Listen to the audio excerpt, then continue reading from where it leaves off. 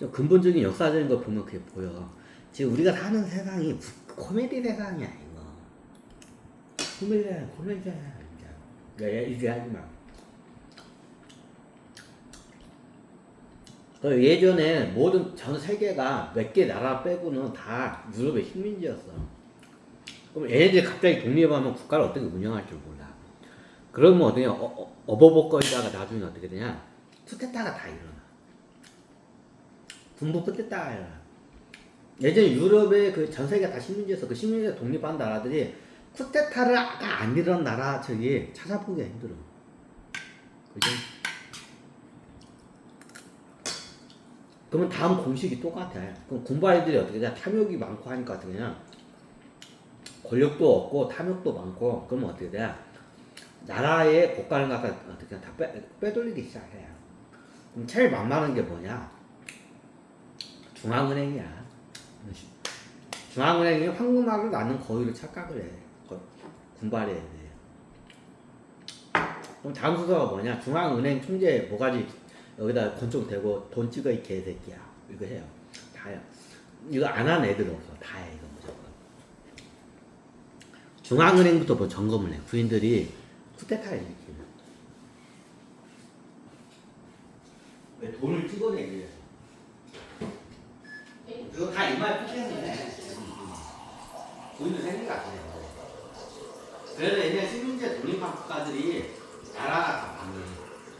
안 망한 나라 거의 없을 거야. 한 번씩은 다 오락기로 참여해. 유럽의 식민지였던 나라들이 다 그 순서가 그렇게 돼.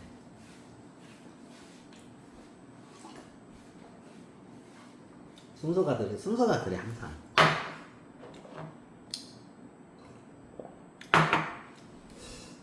자, 미래가 어떤 식으로 통일을 하고 갈지는 나도 이거는 아직 확신을 못해. 어느 정도 자본주의로 가다가 사회개혁을 해야 할지 아니면 지금부터 사회개혁을 해버려야 할지 몰라. 어떤 게 먼저 나갈지 몰라. 이제 학을 해야 돼.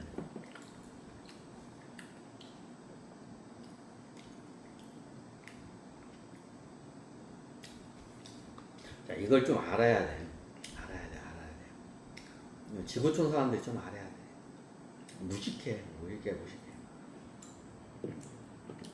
지구촌 사람들이 뭐라도 한국 사람도 나와야 돼. 근데 대한민국 사람들이 전 세계를 이제 구세주로 나갈 거야, 이제. 그래서 내가 대한민국 사람들 가르치기 위해서 내가 강의하는 거야. 그럼 지금 자본주의이기 때문에 자본주의 근본을 좀 알아야 돼.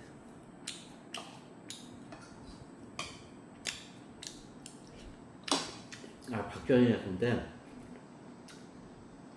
옛날 박정희 대통령 주진한테 내가 직접 들은 거야.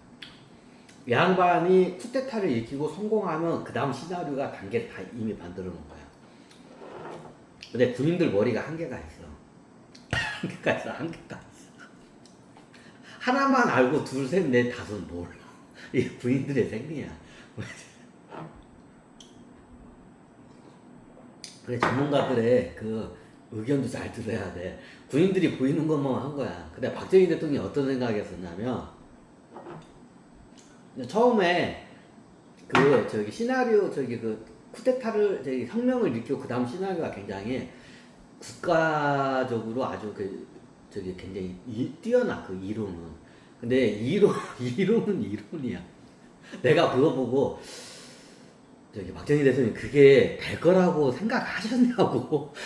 그때는 그냥 박정희 대통령이 내가 쿠데타 혁명을 일으키기 전에 그게 가능할까고 생각했는데 혁명을 성공하고 보니까 이게 그 당시 그게 불가능한 걸 그때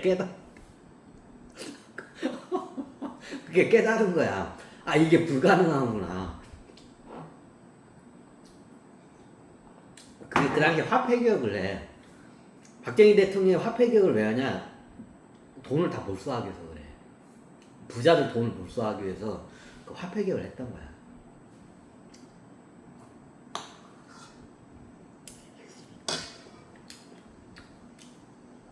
화폐가 했던 거야. 박정희 대통령 시나리오가 어땠냐면, 나 설명드린 게, 내가 봐도, 박정희 대통령이 그게 될 거라고 생각하고 그걸 추진하시려고 했어요. 내가 어이가 없어가지고. 근데 그때는 그게 될 줄 알았대. 근데 대통령이 되고 나오니까 이게 불가능하다는 걸 잘못됐다는 걸 이제 나중에 한참 있다가 깨달은 거야. 근데 이 양반이 그 잘못된 설계를 갖다가 밀어붙여버린 거야. 불도저처럼. 그러니까 나중에 되냐 나라 경제가 개 작살이다. 개 작살이다. 우리가 박정희 대통령의 그 저기 우리나라를 부유하게 만들었다 이걸 부가가 아니라 초기에 개작살이 봐요. 개작살이나 나라 경제가. 박정희 대통령의 그 무지한 경제 이론 때문에 어떻게 나라가 개작살이나. 그 어떻게 냐 박정희 대통령 시나리오가 이거였어. 뭐 화폐 개혁이라는 것도 없었어. 화폐 개혁까지도 생각 없어. 나중에 화폐 개혁을 할 수밖에 없는 상황이니까 화폐 개혁을 한 거야. 어떻게 되냐? 혁명을 일으킨다. 정권을 잡는다. 그리고 어떻게 되냐? 나라를 부국하게 하려면 기업이나 공장 같은 걸 많이 쳐서 일자리 많이 만들고 하면 그 나라가 부유해지는 걸 알아. 그럼 어떠냐? 자, 뭐가 필요해? 설비 투자가 필요하죠. 공장, 항만, 도로 이거 작업을 해. 공장을 많이 쳐야 돼. 이게 1차 산업에서 2차 산업으로 넘어가야 돼. 1차 산업이 농업이야. 그 당시에 농업 위주 국가야, 우리나라가. 가난해. 2차 산업으로 도약을 해야 부강해져. 그러니까 어디 되냐? 2차 산업이 어디 거냐? 그 당시에 어떻게 되냐? 중공업 산업을 갖다가 육성을 했던 거야. 중공업 산업이 방산하고 연결돼. 탱크, 자주포, 다 뭐야, 이거? 탱크 자주포 뭐야? 다 철덩어리잖아. 중공업이야. 그러니까 어떻게 나라가 부유해지면서 강해지는 지름길은 뭐야? 중공업이야. 그러니까 중공업을 부흥을 시키려고 했단 거야. 그래서 중공업 부흥하려면 뭐 하냐? 우리 국내에 철강 기업이 있어야 돼. 그래서 탄생한 게 포스코야. 그렇게 해서 탄생한 게 포스코야. 그렇게 탄생한 게 포스코야. 그게 원래 계획이 있어서. 이게 보니까 그 전에는 우리가 제조업을 해. 2차 산업 제조업을 해도 요거야. 그냥 그 재봉틀 있잖아. 그 가발 재봉틀 뭐 이런 거야. 부가가치가 굉장히 낮은 거였어, 그 당시에. 그럼 그 당시에 지금 이제 부가가치 높은 게 AI, 뭐 별의별 AI, 바이오, 이 반도체 같은 게 이렇게 높아. 그럼 그 당시에는 최첨단 부가가치가 높은 사업이 뭐냐? 중공업이야. 자동차 조선. 쉽게 말하면 자동차 조선. 철덩어리가 겁나게 들어가는 제조업. 이걸 중공업이라 해. 그럼 중공업을 양성하려면 뭐가 있어야 되냐? 제철 회사가 있어야 돼. 포스코 같은 회사가 있어야 돼. 근데 이걸 만들라고 했어. 원래 계획이 그랬어. 중공업을 육성하기 위해서 어떠냐 이걸 하려고 했어. 근데 어떠냐? 뭐가 없어. 돈이 없어. 나라의 국간이 다 비었어. 국간에 빚밖에 없어. 그 당시에 쿠데타 일으키고 정권을 잡았을 때 나라에 빚밖에 없었어. 국간이 텅 비어있는 상태였어. 없어. 뭐 세수 거둘 데도 없고. 근데 어떠냐? 그 당시에 이 양반이 생각했던 게 중공업 육성 사업이었어. 부국 강변의 그 지름길이 중공업 육성이다. 중국의 육성을 하려면 먼저 뭐부터 해야 하냐?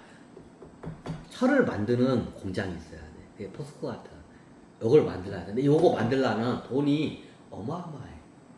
그러면 그걸 돈을 어디서 조달을 하려겠냐? 자, 국가에 그 당시에 돈이 없다는 걸 알았어. 그 전에도. 그럼 어디 하냐? 쇼미더머니를 해. 쇼미더머니. 어떻게 한국에서 돈을 겁나게 찍어와서 그걸 어떻게 하냐? 저희 포스코 같은 그런 공장을 지으려고 해놨단 거야. 근데 돼? 안 돼. 그냥 경제에 대한 기본도 모르고, 그냥 저기 중앙은행 한국에서 겁나게 돈 찍어서 그 돈으로 어떻게 되냐? 그 설비나 공장 그 투자할 돈을 마련하면 되지. 이렇게 단순하게 생각했단 거야. 근데 지금 이제 요즘 초등학생도 알아. 그렇게 하면 어떻게 돼요? 공장 짓기 전에 나라가 먼저 그 포스코 공장 짓기 전에 나라가 어떻게 초하이퍼 인플레이션으로 나라가 먼저 망해. 그죠? 이거를 나중에 대통령이 되고 그때 알아. 그때 알아. 박정희. 진짜 그때 박정희 대통령이 무지하게 불두주선 밀어버렸단 말이야.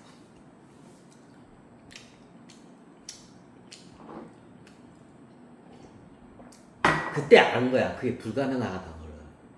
이제 한국은행 총재나 경제학자들이 설명을 하는 거야. 그렇게 되면 포스코 공장 짓기 전에 우리나라가 먼저 망해요. 그렇게 하면 포스코 공장 짓기도 전에 어떻게 해요? 나라가 먼저 망해. 그러니까 나중에 박정희 대통령이 그때 그걸 아는 거야. 이게 요즘 화폐 문제가 지금 여기저기서 지금 막 크랙이 많이 생기고 있어. 그래서 미국이 이걸 갖다가 어떠냐? 이걸 갖다가 모면하기 위해서 어떠냐? 달러를 갖다가 쓰레기로 만들어야 돼요. 지금 달러가 어마어마해. 찍어놓으면. 달러를 쓰레기로 만들면서 어떠냐? 구체도 지금 쓰레기로 같이 만들려고 해요. 미국의 지금 원대한 계획이야. 아니, 그거를 말하면 어떻게 돼요? 말하고 있는 거야. 이거 누구 잡기 위해서 그러냐? 유대인 애들 잡기 위해서 그래. 유대인 금융세력 애들. 유대인 금융세력 애들이 미국 국채 90% 이상을 다 들고 있어. 미국뿐만 아니라 전 세계도 비슷해. 그 다음에 어떠냐? 달러를 갖다가 누가 제일 많이 들고 있냐? 달러뿐만 아니라 위안화를, 중국은 위안화죠? 중국 위안화를 누가 제일 많이 들고 있냐? 유대인 애들이 많이 들고 있어. 유대인들. 일종의 보험이야. 달러가 무너지면 그 다음에 위안화로 넘어갈 줄 알고, 이게 여러분들 본데 중국도 위안화를 어마어마하게 찍어냈어. 어마어마하게 찍어냈어. 중국도 위안화를. 근데 그게 왜 인플레이션이, 초하이퍼 인플레이션이 일어나고 있나? 하여튼 인플레이션이 크게 일어나고 있죠. 근데 초하이퍼 인플레이션이 일어날 만큼 중국도 많이 찍었어. 근데 왜 안 일어나냐? 유대인들이 그걸 갖고 있기 때문에 그래. 뻥커 안에다 다 딱 넣어놓고 있는 거야, 위안화도 그렇고 엔화도 그렇고 있어. 일종의 보험성이야. 달러가 망했을 때 얘네들이 딴 데로 쫙 옮겨가. 그게 대표적인 게 위안화, 엔화. 위안화하고 엔화. 유로화는 유대인들 별로 안 좋아해. 이거 쓰레기라고. 왜? 이유는 간단해. 그 나라의 화폐가 우뚝 쓰려면 어떠냐? 그 나라의 경제나 제조 능력이나 이런 경제 능력이 뛰어나야 돼. 근데 유럽은 어떻게 돼요? 지금 거의 100년 동안 유럽은 계속 어떻게 돼요? 완전 해가 져가지고 저물은더라. 그러니까 그 나라 유로화는 쥐고 있어봤자 보험적으로 약간 조금 갖고 있어. 라고 해서. 유대인 금융세력이 때 벙커에다가 어마어마한 지폐를 많이 들고 있어. 압도적인 게 달러야. 그거 다 튀어나오면 달러 쓰레기래. 그 두 번째로 많이 갖고 있는 게 있는데 뭐냐? 위안화야. 보험성이야. 미국이 망해도 우리는 살아야 돼. 미국은 망해도 우리는 살아야 돼. 미국 달러가 망해도 우리는 살아야 돼. 그럼 어떠냐? 새로운 태양이 뜨는 나라 쪽에 화폐를 들고 있어야 돼. 그게 어디야? 유로화야. 예전에는 그게 떠오르는 태양의 화폐가 엔화였다고 믿을 의심치 않았어. 엔화하고 마르크화였어, 예전에. 그러니까 유대인들이 엔화하고 마르크화 봐요. 왜? 엔화하고 마르크화를 많이 들고 있으면 독일산 제품과 서비스와 일본의 제품의 서비스를 살 수 있기 때문에. 근데 달러가 망하면 뭐 어떻게 해? 아무것도 못 사.